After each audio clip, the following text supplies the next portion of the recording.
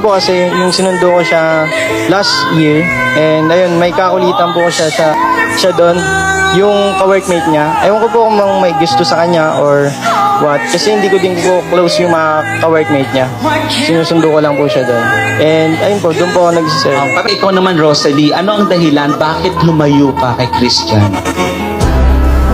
Hindi ko po alam. Ha? Paano mo sabi mong wala?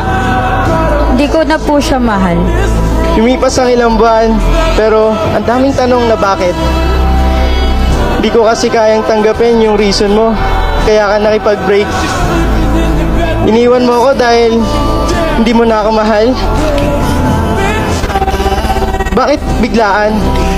Bakit ang bilis? May iba ka na ba? Bakit ang dali na lang sa'yong bitawan ng lahat at ipagpalit? Sana nanlalaki ka na lang. Sana nambugbog ka na lang.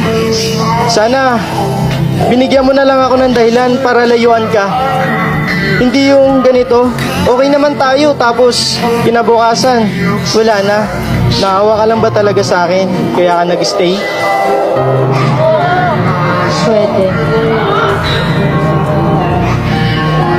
Nung naghiwalay tayo, namiss mo man lang ba ako?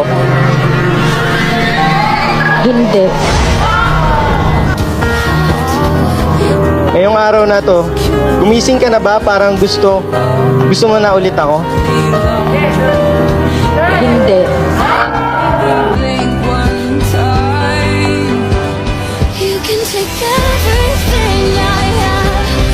Natutunan ko, huwag mo ipilit yung isang bagay kung talagang ayaw na sa'yo kasi masasaktan ka lang. Tama naman.